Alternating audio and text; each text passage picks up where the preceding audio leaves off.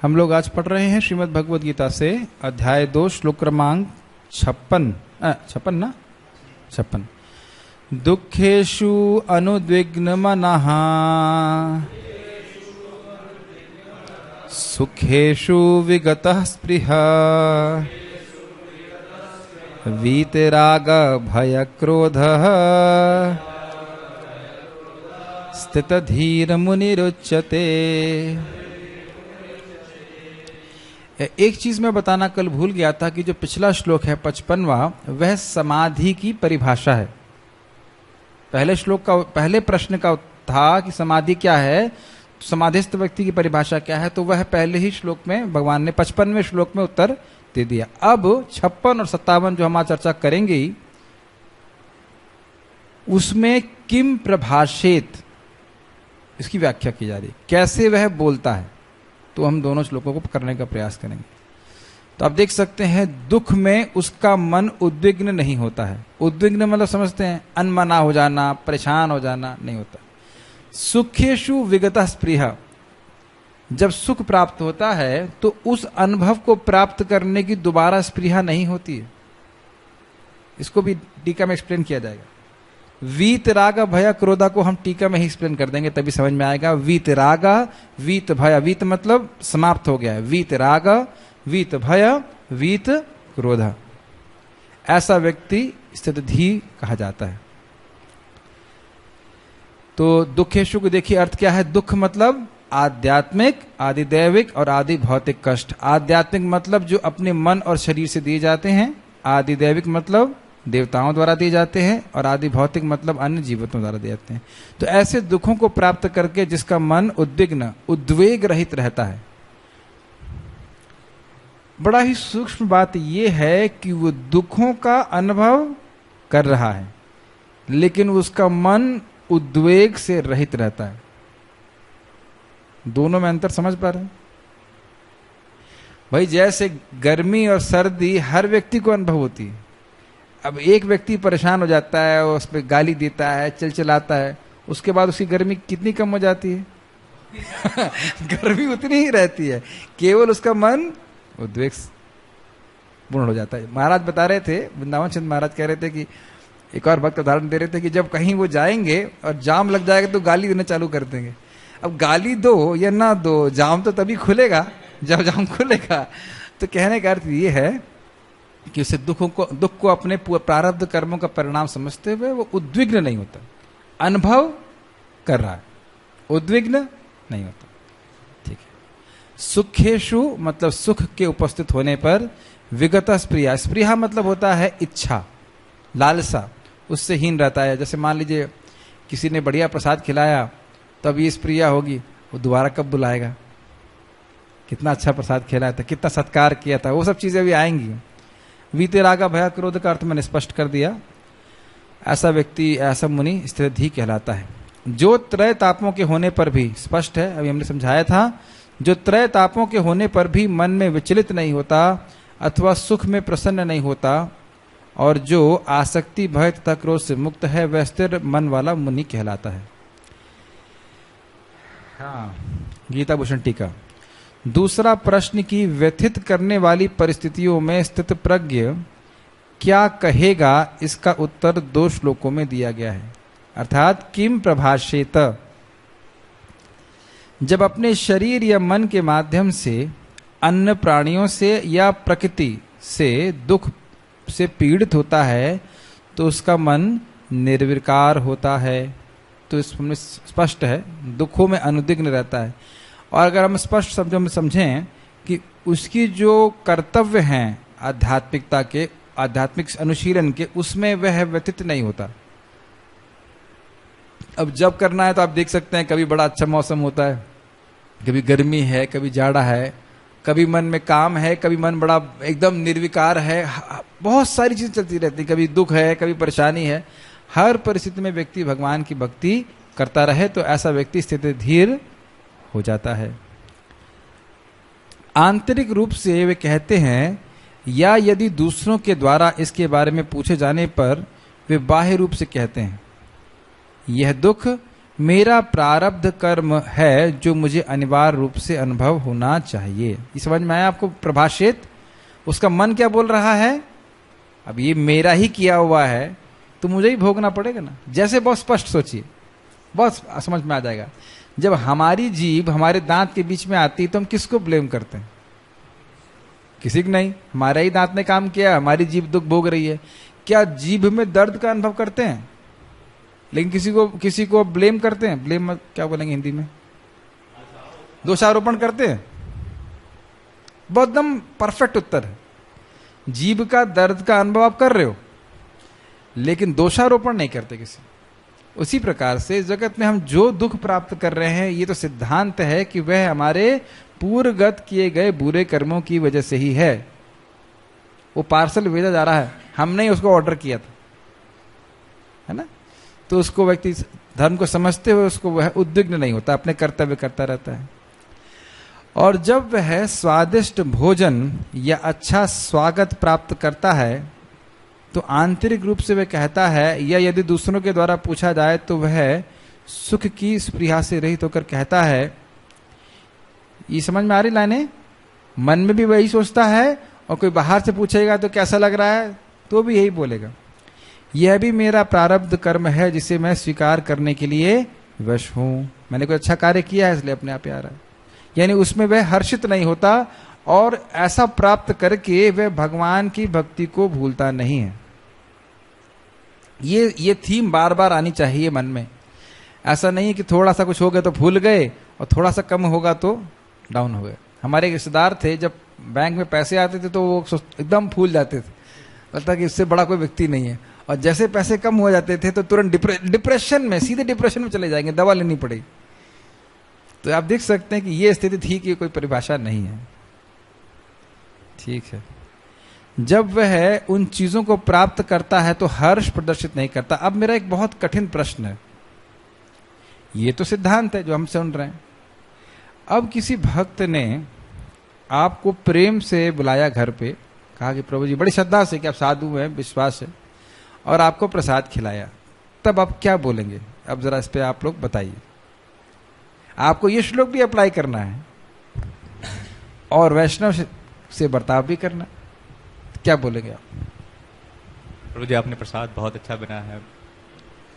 Yes, that ये बड़ा अत्यंत डिफिकल्टी किया हुआ। जिस दिन मैंने श्लोक अनुवाद किया उसी दिन एक भक्त ने मुझे बहुत अच्छे प्रसाद के लिए इनवाइट किया, बड़ी श्रद्धा से प्रेम से खिलाया। तब मैं द्वंद्व में फंस गया कि आचार्य तो गलत नहीं बोल रहे हैं, तो मुझे क्या करना चाहिए? ये प्रश्न देखिए, गीता खाली पढ़ने की चीज नहीं कि डिस्कस कर लिया। अब आप करना क्या है? अंदर से इसको अप्लाई करेंगे, लेकिन बाहर से अगले को खुश करने के लिए तो बोलेंगे ही ना कि प्रभु जी आपने अच्छा प्रसाद बनाया, क्योंकि अगले ने भी बनाया है। और जनरली हमारी टेंडेंसी इतनी हाई लेवल की नहीं, तो वो भी चाहता है कि हमारी तारीफ वो प्रसाद की तारीफ करे कि आपने बहुत अच्छा पनीर बनाया है, आज आपने ये बनाया है कि नहीं? अगर आप भी क्लास देते हो तो आपको अब इतने हाई लेवल पे तो नहीं कि आपको कोई कहे कि हाँ आपने अच्छा क्लास दिया, और सुनना अच्छा भी लगता है। ये ओपन एंडेड प्रश्न है। अभी आप लोग चुपचाप है, जबकि मैं चाहता हूं कि आप लोग कुछ बोलें। एक चीज मैंने चैतन्य महाप्रभु के केस में देखी। जब महाप्रभु अद्वैताचार्य जी के यहाँ प्रसाद पा रहे थे तो महाप्रभु ने उनकी कुकिंग की बहुत तारीफ करी। लेकिन कैसे करी? जो कोई व्यक्ति तुम्हारी तरह कृष्ण को इतना सुंदर भोग अर्पित करता है, मैं उसके चरणों की धूल लेता हूं। तो यानी कि हम सराहना उनकी भक्ति की कर रहे हैं कि कितने प्रेम से उन्हें भगवान को भोग लगाया, और हम पर कृपा करके, हम तो साधु नहीं हैं, हमारी तो कोई योग्यता नहीं है, लेकिन कृपा हम भगवान की हमको दी है। ये भावना लेकर के अभी मेरी अंडरस्टैंडिंग तो अभी तक यही है कि उन भक्त ने बड़ा अनुग्रह करके हमें बुलाया। हम क्या साधु हैं, हम तो कुछ नहीं हैं, लेकिन हमको साधु मान करके बड़े प्रेम से बच्चे की तरह खिला दिया, कृपा हमको दी। मैं तो ऐसे नम्र भावना से ही सराहना करने को उचित मानता हूं। अभी तक तो मेरी अंडरस्टैंडिंग यही है, और कोई विचार हो आपके मन में तो अलग बात है। और दूसरा, कोई भी भक्त अगर प्रेम से सेवा कर रहा है कुछ, तो उसकी सराहना करना यह भी भक्ति है, इसे अनुमोदन कहा जाता है। हाँ, वही मैं सोच रहा था कि निर्विकार रहेंगे तो मतलब एकदम ऐसे कैसे कहा जाए, मतलब सूखा सा लगेगा, बहुत सूखा सा लगेगा। ये जैसे कोई भक्त हैं, अब मान लीजिए उनकी मृत्यु हो जाती तो ऐसा नहीं कहेंगे अब तुम शोक मत करो। वो श्लोक नहीं बोलते, हम शोक करते हैं क्योंकि भक्तों से प्रेम है, उनका हमें संग प्राप्त होता है। स्वाभाविक है, isn't it?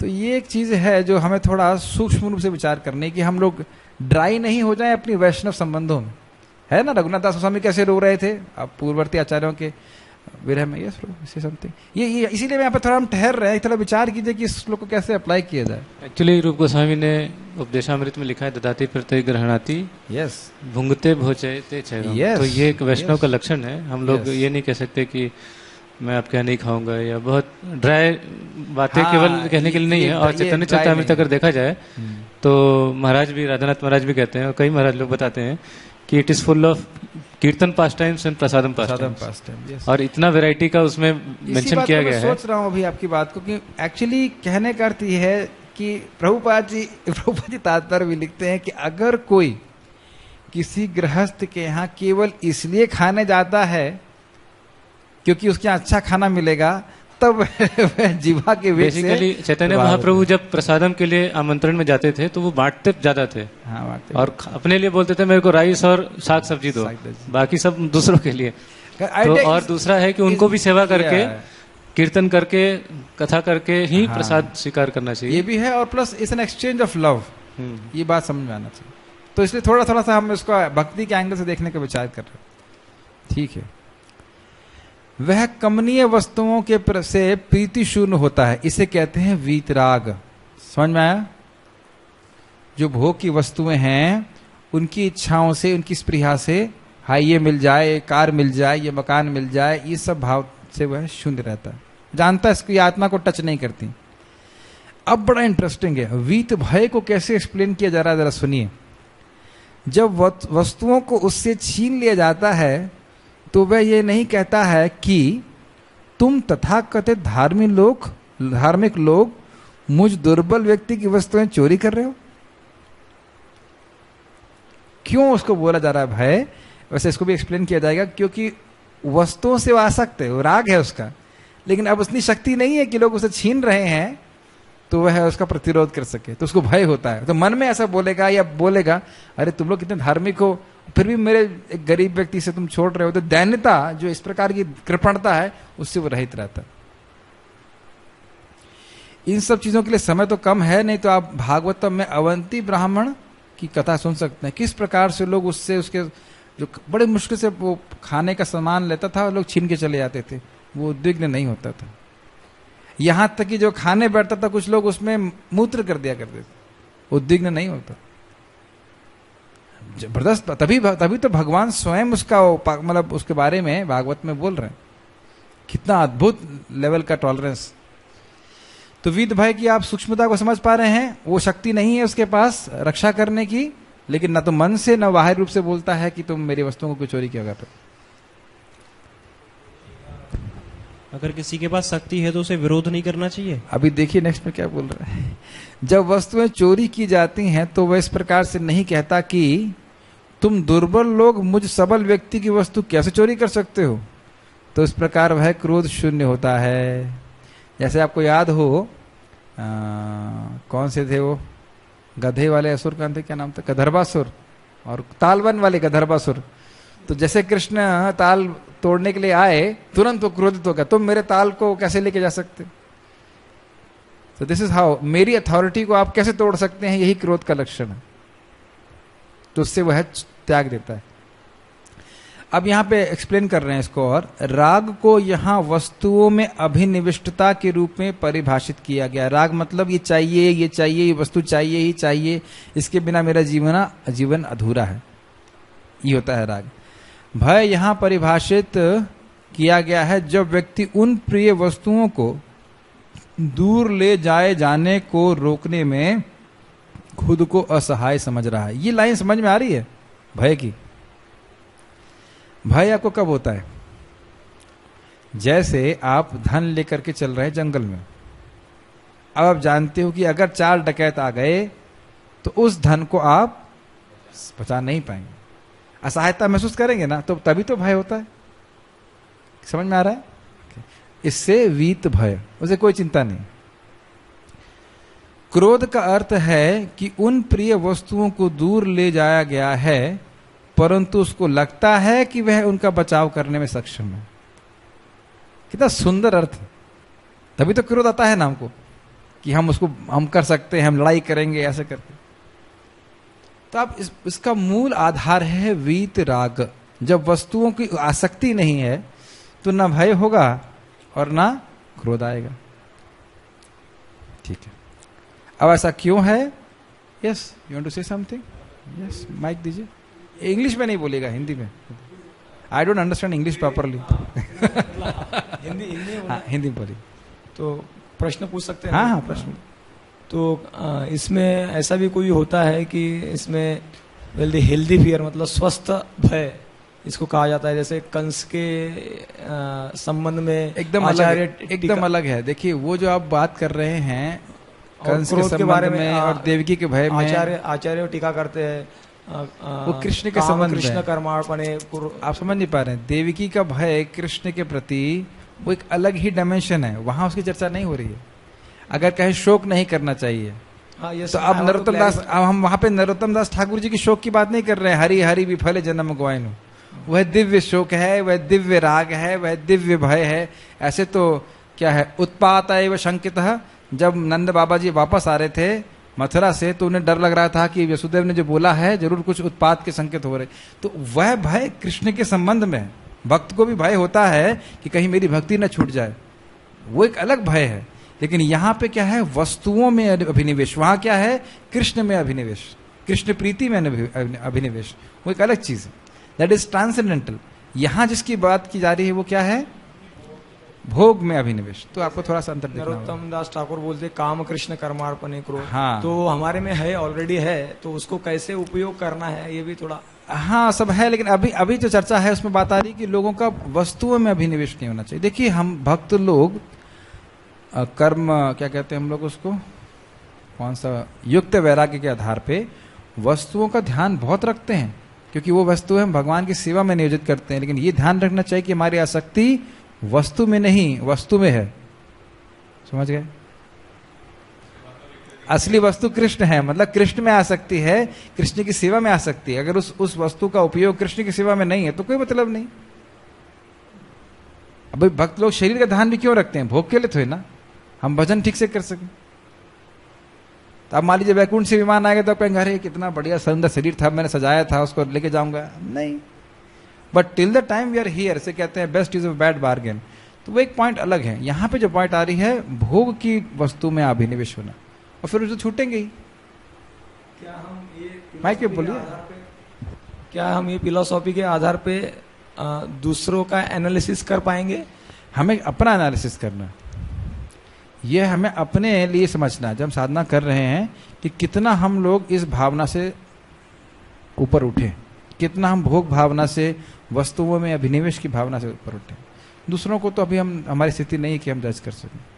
ठीक है, ये सारी चीजों से देखिए क्या है, हम स्टैंडर्ड अपने लिए जान रहे हैं, दूसरों के लिए आप कैसे बोल सकते हैं, कि नहीं? दूसरों के लिए तो आप नहीं बोल सकते। यस, प्रभुपाद जी के एक परपट में मैंने पढ़ा था कहीं, भगवत गीता में शायद, कि आताताई लोग होते हैं, उनमें से एक वो भी होते हैं जो दूसरे की जमीन को हड़पते हैं। तो ये भी एक प्रकार की चोरी हुई। बहुत अच्छा प्रश्न है। देखिए, ये प्रश्न हमने पहले भी डिस्कस किया था। भगवान आचार्य जी इसको प्रश्न को उठाते हैं। ये है अर्थ धर्म, अर्थशास्त्र का नियम, और इससे ऊपर धर्म शास्त्र का नियम होता है, और उससे ऊपर ज्ञान शास्त्र का नियम होता है। तो कौन व्यक्ति किस आधार पे किस शास्त्र की बात कर रहा है वह देखना पड़ेगा। समझ रहे हैं मेरी बात? तो ये अर्थशास्त्र का नियम है, लेकिन ज्ञान शास्त्र से बहुत ऊपर। तो ये बात यहाँ पे किस लेवल पे बात बोली जा रही है। अभी भगवान अर्थशास्त्र पढ़ा चुके हैं ये चीज भगवान ऑलरेडी गीता में पढ़ा चुके हैं, मारो ये लो आतताई है। लेकिन अब भगवान ज्ञान के बारे में बात कर। देखिए, सिद्धांत तो ये है कि आप लाए क्या थे, कितना जमीन लेके आए थे आप साथ में अगर ज्ञान की दृष्टि से देखा जाए तो ना तो जमीन लाए और ना लेके गए, तो छीन कौन रहा है? लेकिन जो ज्ञानी नहीं है उसके लिए फिर अर्थशास्त्र का नियम ही है, चलो तुम भाई आतताई से लड़ाई करो। ऐसा मुनि जो आत्मचिंतन में मग्न है, स्थितधि या स्थित प्रज्ञ कहलाता है। अब आपको यहां पे हिंट प्राप्त हो रहा है, और ये चीज बार बार आएगी, क्योंकि स्थितधि मुनि का चित्त भगवान में चिंतन में, आत्मचिंतन में लगा है, इसलिए वह इन सब बातों से ऊपर उठा हुआ है। जब तक व्यक्ति भोगों में लगा रहेगा तब तक कभी भी इस प्रकार की भावना नहीं आ सकती, और जब तक भोगों में लगा रहेगा आत्मचिंतन भी नहीं होने वाला। और जब आत्मचिंतन होने लगेगा, भक्ति के बारे में सोचने लग जाएंगे, तो इसके बारे में नहीं सोचेंगे। ये सिद्धांत बार बार रिपीट होगा, क्योंकि वह अपने मन को भगवान में बार बार अभिनिविष्ट कर रहा है। इस कारण से वह, उसकी मति भगवान में स्थित है, इसलिए इन सब चीजों पे ध्यान नहीं देता। कहना चाहिए, nothing is of much value in this world. इस जगत में कुछ भी भौतिक रूप से भौतिक महत्वपूर्ण नहीं है, ये इसमें समझ गया है। और एक ही मात्र महत्वपूर्ण बात है, कृष्ण की सेवा करना। ये सब चलता रहेगा, गर्मी सर्दी आता रहेगा इस प्रकार से। वह व्यक्ति आंतरिक रूप से स्वयं को या दूसरों को मौखिक रूप से बिना दुख के स्पृहा के अपना अनुभव कहता है। यह दूसरे प्रश्न का उत्तर है, वह कैसे बोलता है। तो उम्मीद है कि आपको टीका समझ में आई होगी। तात्पर्य प्रभुपाद जी का पढ़िए। कौन पढ़ना चाहेंगे? Krishna, you want to read? Yes. मुनि शब्द का अर्थ है वह जो शुष्क चिंतन के लिए मन को अनेक प्रकार से उद्वेलित करे, किंतु किसी तथ्य पर न पहुंच सके। एक मिनट। शुष्क का अर्थ है वैदिक साहित्यों का आधार न लेना। इसको महाराज समझा रहे थे, नीरस होना। उसमें कोई आधार नहीं है, कोई रस नहीं है, मतलब वैदिक साहित्य का कोई उसमें सपोर्ट नहीं है। और अपने मन से वह कल्पना करता रहा, ये भी ठीक है, आज मन बोलेगा फिर वो भी ठीक है, फिर अकल बोलेगा ये ठीक है, जैसे आजकल के प्राय फिलोसफर्स करते हैं। आगे पढ़िए। कहा जाता है कि प्रत्येक मुनि का अपना अपना दृष्टिकोण होता है, और जब तक एक मुनि अन्य मुनियों से भिन्न न हो तब तक उसे वास्तविक मुनि नहीं कहा जा सकता। न चासा वृषि नाचा सौ ऋषि यस्य मतम न भिन्नम। ये बहुत अच्छा है। धर्मस्य तत्सम निहितम गुहायम महाजनो ये न गता सपंत। ये सेकंड लाइन है। फर्स्ट लाइन क्या है? तर्को प्रतिष्ठो श्रुतयो विभिन्ना नाचा सौ ऋषि यस्य मतम न भिन्नम धर्मस्य तत्वम निहितम गुहायाम महाजनो ये न गता सपंता। ये बड़ा मजेदार श्लोक है। कहते हैं तर्क की कोई प्रतिष्ठा नहीं है। एक तार्किक बोलेगा ये सही है, फिर दूसरा आकर के उसको उड़ा देगा, और फिर दूसरा आकर उसको फिर स्थापित कर देगा। और इसको महाप्रभु ने करके भी दिखाया। जब अपनी वह विद्वान वाली लीला कर रहे थे तो एक बात स्थापित करते थे, फिर बोलते थे काटो, कहते हाँ सही है सही है, फिर उसको खुद ही काट देते थे, कहते ये सही, कहते हाँ ये सही है, फिर जो पहला वाला काटा था उसको फिर स्थापित कर देते थे। तो ये दिखाता है कि तर्क की कोई प्रतिष्ठा नहीं है। और ये दूसरा बात बड़ी मजेदार है कि हर मुनि का अपना मत अलग होना चाहिए। भगवान कौन है? प्रकृति है। दूसरा वाला कुछ बोलेगा परमाणु है। कोई लिमिट नहीं है कि क्या कितना वह मतलब एक्सपैंड कर सकते। तो इसलिए अगर प्रामाणिक रूप से हम जानना चाहते हैं तो हमें शास्त्र का उदाहरण लेना चाहिए। यस। किंतु जिस स्थित थी मुनि का भगवान ने यहाँ उल्लेख किया है वह सामान्य मुनि से भिन्न है। हाँ, और एक और इंटरेस्टिंग है कि मुनि मतलब मननशील। याद आ रहा है आपको?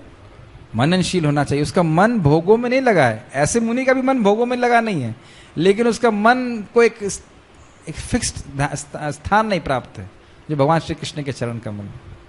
स्थित धी मुनि सदैव कृष्ण भावना भावित रहता है, क्योंकि वह सारा सृजनात्मक चिंतन पूरा कर चुका होता है। वह प्रशांत निशेष मनोरथांतर कहलाता है, या जिसने शुष्क चिंतन की अवस्था पार कर ली है और इस निष्कर्ष पर पहुंचा है कि भगवान श्री कृष्ण या वासुदेव ही सब कुछ है। नहीं होना चाहिए सब कुछ। वासुदेव सर्वमति स महात्मा सुदुर्लभ। वह स्थिर चित्त मुनि कहलाता है। ऐसा कृष्ण भावना भावित। इस लाइन का अर्थ समझ रहे हैं आप लोग? क्लियर है? कुछ नहीं करना है, केवल कृष्ण की सेवा करनी। And everything else doesn't make sense. बाकी और कुछ भी जो है वह मुझको संतुष्ट नहीं कर सकता। आप एक बहुत श्लोक आपने कई बार सुना होगा, मैं इस पर चिंतन कर रहा था। ये अहेतु की अप्रतिहता, इसका अर्थ क्या है? अर्थ ये है कि भगवान की सेवा करना और उसके बदले में कुछ नहीं मांगना। और ये अद्भुत बात है कि ऐसी चेतना में ही आत्मा पूरी तरह संतुष्ट हो सकता है, और कुछ भी जो इसके नीचे है वह आत्मा को संतुष्ट नहीं करेगा। मेरी बात आप समझ पा रहे हैं? जब भी हम कुछ भक्ति करते हैं, प्राय हमारा रहता है कि हम उस भजन को बुरा मत मानिएगा बेचते हैं, मतलब कुछ चाहिए। महाराज जी का बड़ा अच्छा उक्ति है, कहते हैं कि रिक्शा वाला भी वृंदावन में काम करता है, लेकिन 20 रुपए में अपनी सेवा बेच देता है। तो ये अपने को देखना है कि हम वाकई सुखी होना चाहते हैं तो निष्काम भावना से भजन करना। बड़ा एक छोटा सा उदाहरण आपको दे रहा हूं। श्रीधर, खोला बेचा श्रीधर बड़े गरीब थे और महाप्रभु रोज आकर उनको और गरीब कर देते थे। सारे उनके केले कद्दू खरीद लेते थे, खरीदते नहीं थे, छीन के ले जाते थे। 2 घंटा बहस करते थे, फिर कहते तुम फ्री में दो। अब बताओ केला बेचने वाले को क्या है। और जिस दिन महाप्रभु सन्यास ले रहे थे उसी केले के पत्ते पे वो खाए थे जो श्रीधर ने दिए थे। और उससे पहले महाप्रकाश लीला में श्रीधर को बोलते हैं, श्रीधर देखो मैं भगवान हूं, मैं क्या चाहिए? तो कहते हैं मुझे कुछ नहीं चाहिए, मैं चाहता हूं कि वो लड़का, वो ब्राह्मण लड़का रोज मेरे पास आए और 2 घंटा मुझसे लड़ाई करे। अब बताइए भगवान आपके सामने है, आप ये वरदान क्यों मांगेंगे? अब आप लोग जरा माइक पे बताइए, मैं ये प्रश्न मैं कर रहा हूं इस लीला से, बताइए कि क्यों मांगेंगे वो इस प्रकार का वरदान? क्यों मांगा वरदान? माइक पे बोलिए। यस, क्योंकि उस लीला में सुख मिल रहा है उनको। क्यों मिल रहा है? ये सारे बातें मैंने अभी डिस्कस कर चुका हूं। सोचो कि क्यों मिल रहा है। क्योंकि वह कृष्ण को या महाप्रभु को कुछ देते समय वो ये नहीं सोच रहे हैं कि बदले में मुझे क्या मिलेगा। That is a whole point. आप इसको सिंपल समझ सकते हैं। आपकी माँ जब घर जाते होंगे, आप कभी माँ जब खाना बनाती हैं आपके लिए, कभी नहीं सोचती हैं कि इस लड़के से मुझे क्या मिलेगा। ब्रह्मचारी होने के बाद तो वैसे भी नहीं सोचेंगे कुछ मिलेगा लेकिन ऐसे भी सामान्यतः ये जो सेल्फलेसनेस है यही आत्मा के सुख का आधार है, निस्वार्थता। तो इसके लिए प्रार्थना करना चाहिए, भगवान अहेतु की भक्ति अपने चरणों में दीजिए, तभी हमें सच्ची भावना में मैं सुखी हो सकता हूं। अब मैं इसमें थोड़ा और गहना चाहना चाहता हूं। मान लो आपको जप में भगवान टेस्ट नहीं दे रहे हैं किसी दिन, तो क्या ये भगवान की कृपा है? और अगर है तो जरा बताइए, प्रमाणित करिए कि कैसे है। यस, ओके, सभी लोग हाथ उठा रहे हैं। जो सही उत्तर देंगे उनके लिए कोई प्राइज नहीं है प्राइज कुछ नहीं है, बस डिस्कशन है। हाँ, जैसे भगवान हमको कभी कभी टेस्ट नहीं देते हैं और अच्छा भी नहीं लगता हमको। हाँ, पर अगर हम प्रयास करते हैं तो भगवान उससे बहुत प्रसन्न होते हैं। हाँ ठीक है। क्यों? क्योंकि हम मतलब हमारी इच्छा भी नहीं हो रही, फिर भी हम भगवान का नाम लेना चाहते हैं, भगवान की। यस, क्योंकि हम अपने सुख की चिंता करने बिना निस्वार्थ भावना से भगवान के सुख के लिए, कि भगवान को सुख देता है, हम इस कार्य को कर रहे हैं। तो ये भी भगवान का रिस्पॉन्स है हमें अहेतु की भक्ति की तरफ लेके जाने के लिए। ये बातें समझ में आती हैं या स्पिन कर जा रही हैं? बहुत सूक्ष्म है। यस, प्रभु को कुछ बोलना चाहते? एक्चुअली हम लोग का कोई अधिकार नहीं है कुछ भी अपेक्षा करने का। आश्रित सेवा पादरताम विनष्टुमाम। तो जो भक्त का वास्तविक स्वभाव होता है कि भगवान कैसी भी स्थिति रखें, हमको उसमें एक, जैसे बोलते हैं कि नट बोल्ट का जो नेचर होता है, हमारा व्यक्तिगत ये रिस्पॉन्सिबिलिटी है कि अपने कार्य को सही तरह से करने का, कोई अपेक्षा नहीं करने का। तो सबसे इस पे मेरा थोड़ा सा सटल पॉइंट जो मैं अलग करूंगा वो महाप्रभु का है। अपेक्षा है, हम फ्री में सेवा नहीं कर रहे। अपेक्षा है, लेकिन अपेक्षा क्या है मैं बता देता हूं, सीधे कोट करूंगा। प्रेम बिना व्यर्थ मोरा दरिद्र जीवन, दास करी वेतन मोरा दिया धनाधन। प्रेम, ये अपेक्षा है। अहेतु की भक्ति का मतलब क्या है? जैसे आप बार बार देखिए आचार्यों ने बोला मुझे भक्ति दीजिए भगवान, प्रेम दीजिए, आपके चरणों में प्रेम दीजिए। ये कोई गलत इच्छा नहीं, ये तो स्वरूप, ये तो आत्मा की स्वरूपगत इच्छा है। भगवान मेरे पास प्रेम नहीं है, आप प्रेम दीजिए। ये भिक्षा तो हमने रोज मांगनी है, रोज बिना नागा रोज मांगनी है। जिसकी हो सकता है किसी दिन तो सुन ले। हाँ, प्रेम की बात है, लेकिन जैसे हमें जो अच्छा लगता है, नहीं अच्छा लगता है, फिर भी हम लोग को करते रहना है। सही है, वो तो सही है। वही तो प्रेम प्रदर्शन का बात है कि बच्चे का जैसे माता ध्यान रखती। तो मैं खाली बोल रहा हूँ कि क्यों बोल रहा हूँ, भगवान कृष्ण ही मेरे आश्रय हैं, कृष्ण की सेवा करनी है। अब मुझे अच्छा लग रहा है, बुरा लग रहा है, इस समय उसके आधार पर मैं अपनी सेवा को नहीं रखूंगा। ये स्थित धीर मुनि की लक्षण, सुख में, दुख में, राग इत्यादि में। यस, जैसे गोपियां भी कहती हैं कि हम आपकी तो मतलब हम दासी हो गए, निःशुल्क दासी का। हाँ, तो कोई पूछे, कृष्ण पूछें कि आप बिना वेतन के दासी का? नहीं, मतलब हमारा वेतन है कि आपको हम दर्शन करेंगे। यस, तो वो दर्शन के पीछे क्या है, वो उनका जो प्रेम है, इस कारण से भगवान के सुंदर रूप के आस्वादन कर पा रहे। तो प्रेम हमें चाहिए, ये ध्यान देना चाहिए। प्रेम की अभिलाषा नहीं हो ऐसा नहीं, ठीक है। ओके, ऐसा कृष्ण भावना भावित व्यक्ति, पढ़िए। ऐसा कृष्ण भावना भावित व्यक्ति तीनों पापों के संघात से तनिक भी विचलित नहीं होता। ये पाप नहीं होना चाहिए, ताप होना चाहिए, मिस्टेक है टाइपिंग में। हाँ, क्योंकि वह इन कष्टों तापों को भगवत कृपा के रूप में लेता है और पूर्व पापों के कारण अपने को अधिक कष्ट के लिए योग्य मानता है, और वह देखता है कि उसके सारे दुख भगवत कृपा से रंच मात्र रह जाते हैं। तो स्पष्ट है कि जितना मुझे भोगना चाहिए था उससे बहुत कम दे रहे हैं, भगवान की कृपा है। यस। इसी प्रकार जब वह सुखी होता है तो अपने को सुख के लिए अयोग्य मानकर इसका भी श्री भगवान को देता है। श्रेय होना चाहिए। हाँ। इसका भी श्रेय भगवान को देता है। वह सोचता है कि भगवत कृपा से ही वह ऐसी सुखद स्थिति में है और भगवान की सेवा और अच्छी तरह से कर सकता है। जैसे मान लीजिए हमारा स्वास्थ्य ठीक है, हमारा मन ठीक है, भगवान की कृपा से हमें भक्ति करने में अच्छा लग रहा है, तो जैसे मान लीजिए आपको जप अच्छा हुआ, तो मान लीजिए दर्शनार्थी के पहले आपका जप अच्छा हुआ, तो भगवान को जरूर धन्यवाद देना चाहिए। भगवान की कृपा से आज मुझे कुछ स्फूर्ति हुई। ये नहीं क्या देखो मैं कितना शुद्ध भक्त बन गया, आप नाम में रुचि मिल गई। हर माला के लिए क्या बात, हर माला की बात कर सकते हैं, लेकिन कम से कम एटलीस्ट माला पूरा होने के बाद भगवान आपकी कृपा से आज मैं माला पूरा कर पाया, ये ध्यान देना चाहिए। क्योंकि हमें समझना चाहिए भगवान अभिज्ञ हैं, सर्वज्ञ हैं। यस। वह राग या विराग से प्रभावित नहीं होता। राग का अर्थ होता है ऐसी इंद्रिय आसक्ति का अभाव। किंतु कृष्ण भावनामृत में स्थिर व्यक्ति में न राग होता है न विराग, क्योंकि उसका पूरा जीवन ही भगवत सेवा में अर्पित रहता है। यानी कि भक्त ना तो आसक्ति से आसक्त हैं, ना निरासक्ति से आसक्त हैं। समझ में आया? ना वो जंगल जाना चाहते हैं, भगना चाहते हैं, और ना वह होटलों में रहना चाहते हैं। वो वहां रहना चाहते हैं जहां वो कृष्ण की सेवा कर सकें। यस। फलतः सारे प्रयास असफल रहने पर भी वह क्रुद्ध नहीं होता, चाहे विजय हो या न हो। कृष्ण भावना भावित व्यक्ति अपने संकल्प का पक्का होता है। यस। और संकल्प का पक्का होने का आधार ये है कि सारे फलों के देने वाले कृष्ण हैं, और उनका एक नाम है अच्युत, अर्थात अपने भक्त को सफलता दिलाने में भी कभी वो चूकते नहीं। तो इसलिए इसी विश्वास के संग व्यक्ति को भक्ति करना चाहिए। चलिए स्टॉप। हाँ, कुछ बोलना चाहते हैं? माइक उनके पास। यस, ऑन कर लीजिए।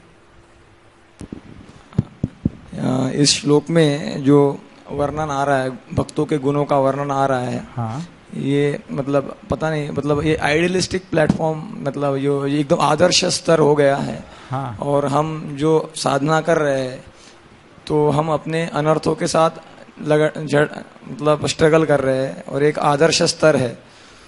तो आदर्श स्तर तक पहुंचने से पहले ये अनर्थों से अलग होते होते वो स्तर तक जाने के बीच में व्यक्ति भटकने के काफी संभावनाएं, जैसे उस कारण वो अपराधों में या फिर पापों में इसमें अटकता है।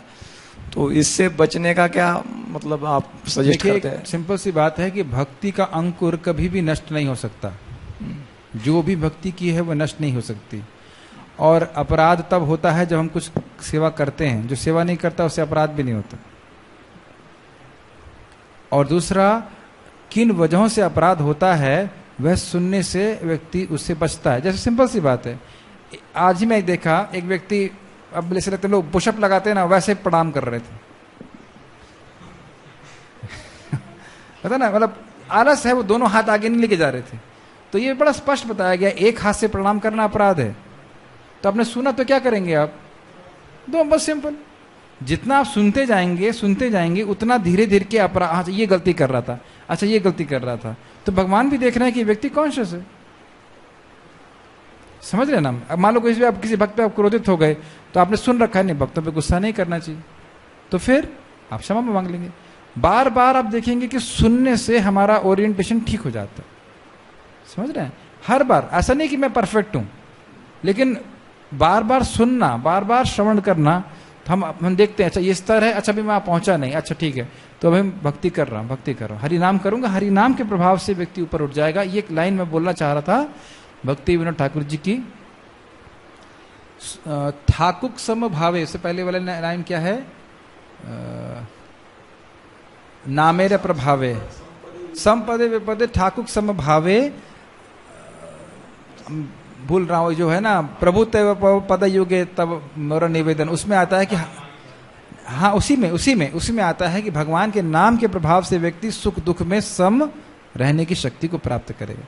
तो अगर हमारे नाम ठीक से करेंगे तो अपने आप ये सारे दिव्य गुण प्रकट होंगे। जैसे प्रभुपाद जी ने 55 के परपट में बताया था, शुद्ध भक्ति का अभ्यास करने से व्यक्ति के अंदर सारे सद्गुण उत्पन्न हो जाते हैं, हमें अलग से प्रयास करने की जरूरत नहीं। ठीक है, चल स्टॉप है। श्रीमद् भगवद गीता की जय, श्री प्रभुपाद की जय।